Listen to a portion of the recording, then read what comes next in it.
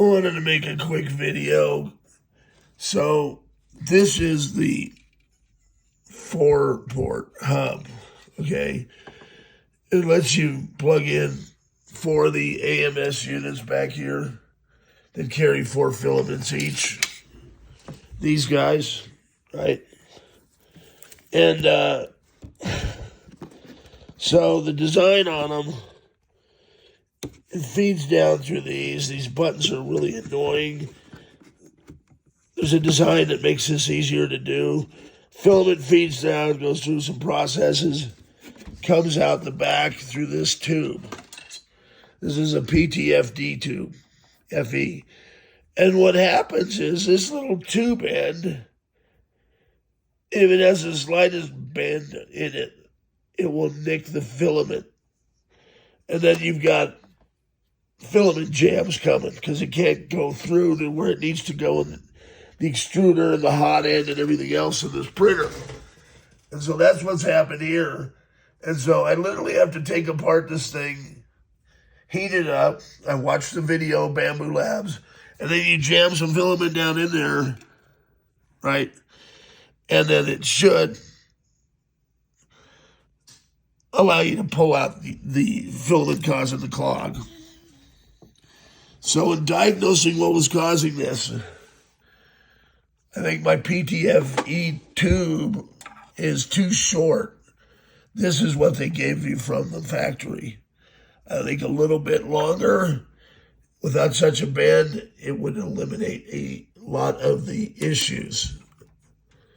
I'm glad that they put this up here, showing the direction of this little connector. That helps. As I say, you can pull the this filament right out. I'm not going to do that now. It's like 4:30 in the morning. And put this single port hub back in, okay? Now I figured I've tracked down the issue. It's as simple as a kink happening in one of these connections. It nicks the filament, which in turn gets jammed in the tube. It won't fit through because these are a 2 millimeter tube and it's a 1.75 millimeter diameter of the filament. And if the filaments aren't, nuts on, for lack of a better description, it's going to jam in there, okay? So, if your end is squeezed, it's going to jam. If a mosquito farts within 50 feet of this thing, it's probably going to jam. It's that sensitive. It's a really tight tolerance. So the 4-port hub, my plan is to hook up 4 of these AMSs because it'll handle 16 colors. Once I learn the basics and am confident I can fix these problems. And I want to help Bambu, maybe help them if I can give them reports on what is going on to make corrections. I mean, this thing's going to snowball. There's got to be other people. I'm on the web. I'm seeing other people complaining about this, okay? A lot of us are like brand new to 3D printing. So for the seasoned vets, this is, old hat maybe. But I still think they think it's a pain in the butt too, okay? So the way this thing works, have you ever seen the show Oak Island with the finger traps, booby-traps that fill up the vaults with water? That's what this is akin to. So think of it, they've set this elaborate booby-trap, okay? When these two halves are together, you've got this little connector and these magnets, okay? And a spring. You don't just have one, you got, 5 of them? Or 4, yeah, you got 4, then one feeds in from this end. Now, the problem is that's a pretty strong magnet. And I'll be damned if the hole,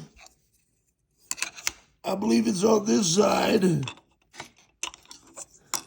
even though the thing is sealed up initially, you go anywhere near that thing with the screwdriver,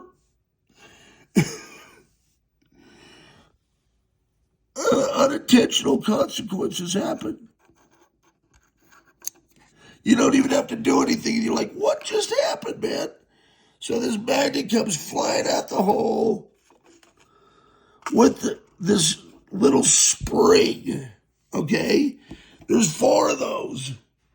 And apparently, if that's not bad enough, it grabs the one next to it.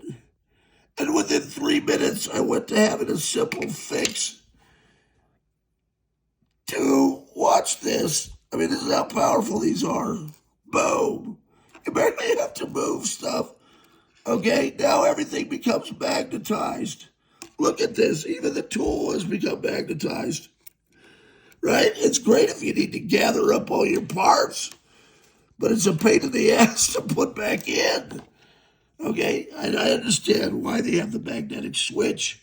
It makes it efficient and pulls it back and forth. But